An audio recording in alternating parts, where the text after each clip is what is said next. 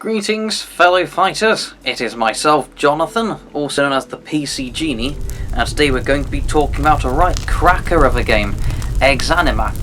And to put a little bit of a background to it, basically it was a sort of Kickstarter campaign which was to fund a different but similar game, which was called something like Genersis. I don't know what it means, I'll be honest, but the idea was to have something that's got more of a physics-based combat to add a bit of realism and layered armor systems and things like that, which I'll talk about later.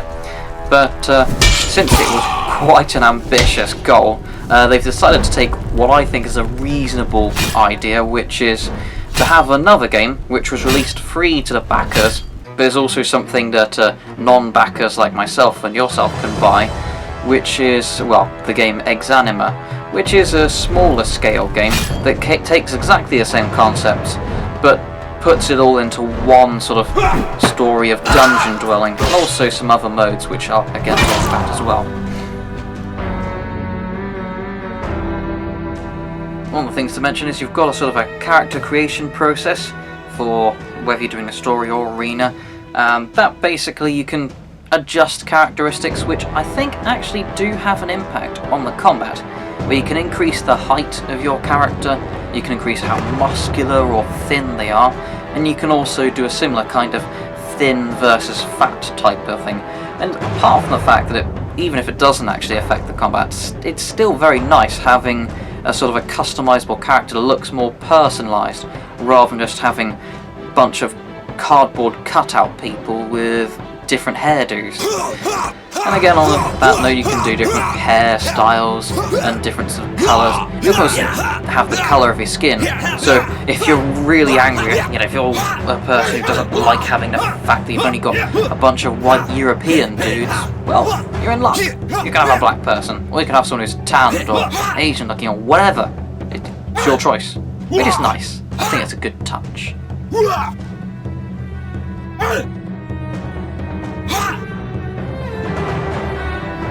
In terms of the physics-based combat system, well, firstly, I might as well mention over the top of the clips that I'm normally holding down a space bar, which actually rotates the camera back to behind the character, but a lot of other players tend not to do that, and just basically use the sort of guess based on how their character's facing, use the keyboard and stuff like that to align themselves and do the fighting.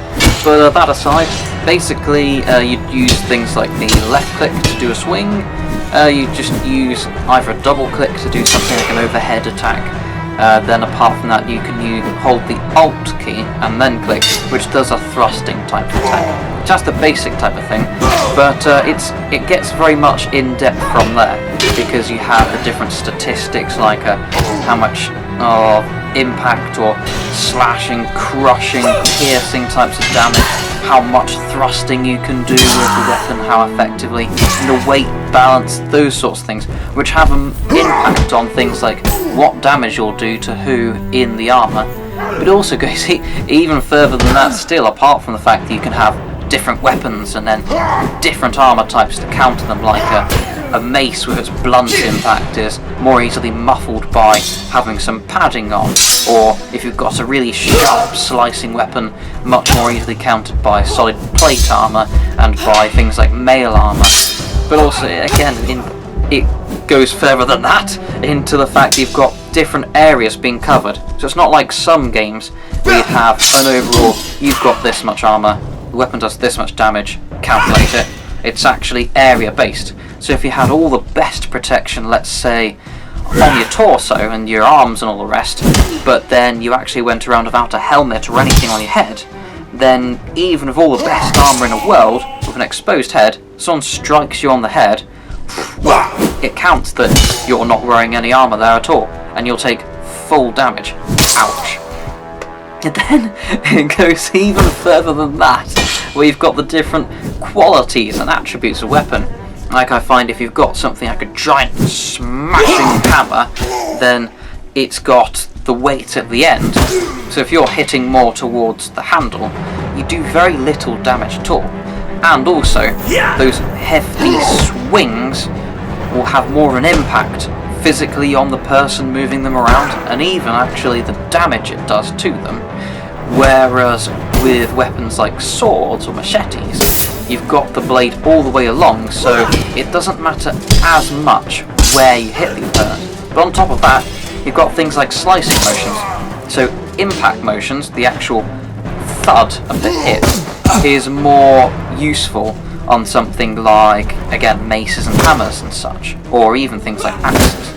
Whereas weapons that slice more, like swords and things like that, actually do a slicing motion. So you'll see in some of the clips, I don't actually hit very hard, but because I've got the weapon on the opponent, and then I draw it along, like you're cutting a, like a sawing something, it still does really severe damage. And that's the sort of thing, it's those little, devils in the detail moments where you've got really useful characteristics and a personality to the weapon. So it's not just, I hit that guy, it does this much damage, this armor takes off this much, done. It really sort of, it makes it meaningful whether you're actually almost sort of backing off and then you're doing less damage because you're actually moving away, whether you're going to move along sideways and add some drawing and slicing to your cut, whether you're actually moving in and charging like a car crash effect and smashing your opponent up. But then of course you've got that balance of, if you're going towards them, they'll hit you harder, and it all develops from there. So the concept just moving around and swinging at people is pretty easy to get an idea of, but the intricate details are utterly fascinating. So in terms of the sorts of modes it has, basically it has the main story mode, like I said earlier.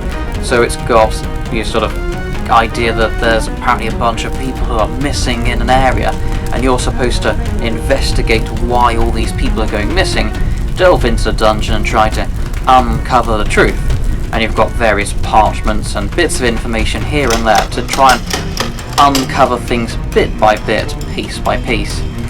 But apart from that, there are also other modes as well for more sort of combat oriented players, rather than wanting to do puzzles and those sort of story elements, and that would be the arena mode, which is very much a game in and of itself. You've got the practice arena, which you can basically sort of go against a few set opponents, equip yourself, and then try out skills and try to sort of experiment with different weapons, that sort of thing.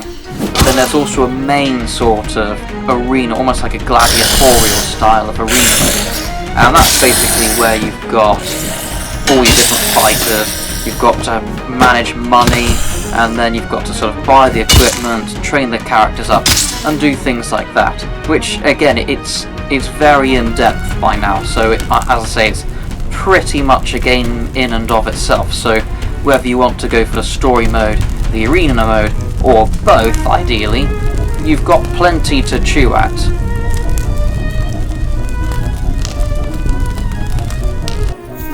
Now with the health system, you'll see, basically it works in a reasonably basic way, which is, although a bit more intricate than I think you see in other games, which is that you have sort of the impact, the sort of pain, I suppose you'd call it, meter.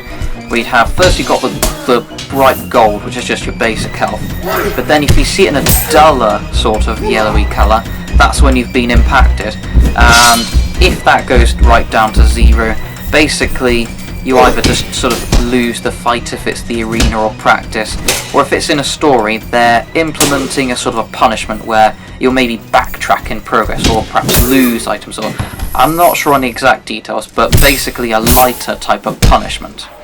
Whereas with things like if you get struck with very powerful weapons through your armour, or if you're very lightly armoured and you're getting sliced up a lot, there's the red part, and that fills up almost like sort of scarring.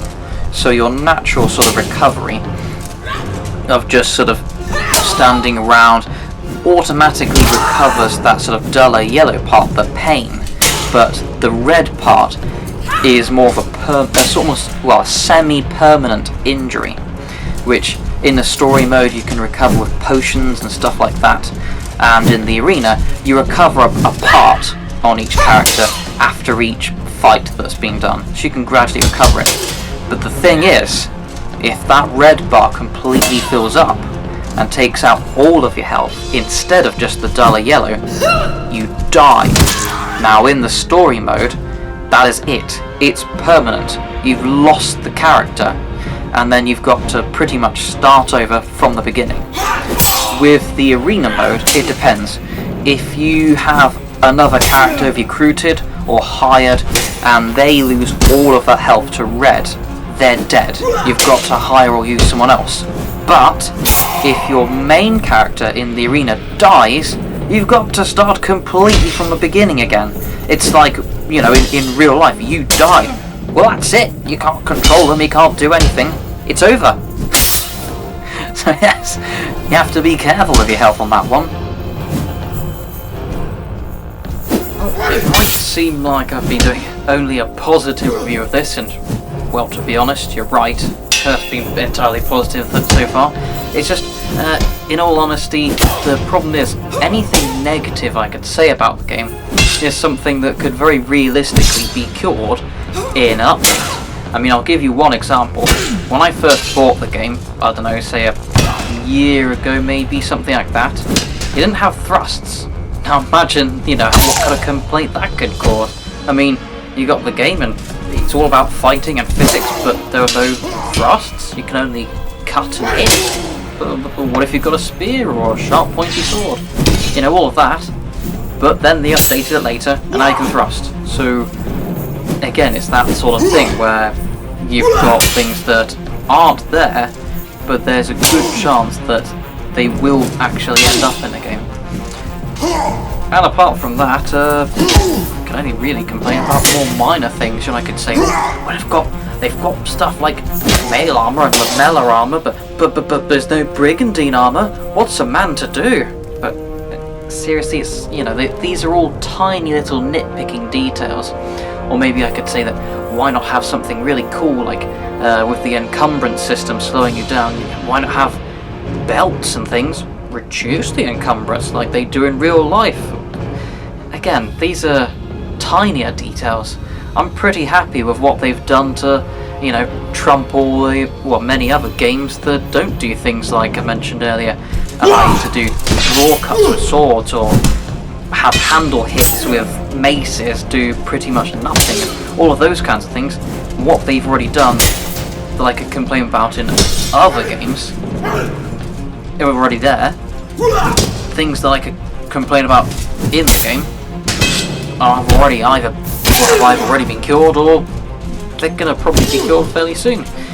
I mean, until probably about a month ago or something, there weren't really that many sort of, I mean, it was mild fantasy, but there weren't really many sort of large creatures or things like that. But now they have the Beast and other such things, which are large monsters that are bloody dangerous, but work in with the physics system, so you can get smashed and have your arm broken behind the shield, all sorts of lovely stuff like that.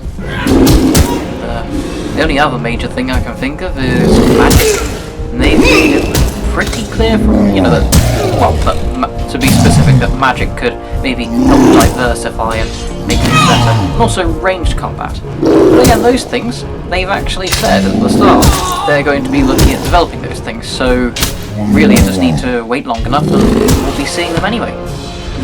What else is there to worry about? Pretty much got everything you need, which will either be covered in Exanima or with RPG elements, they'll be covered in the sequel, Sui Genersis. Done. So yes, that's all I have to say. And yeah, tell me what you think about the game in the comments from what you've seen so far. Do you like it? Do you like the sort of style? Do you think maybe other games could benefit from that type of physics style that affects damage? Or do you think it just get too complex and draw people away from what actually matters in games? Let me know below, and maybe consider subscribing to me to see more reviews from a historical European martial arts perspective. If this yelling compilation doesn't convince you, I don't know what will. Whoa!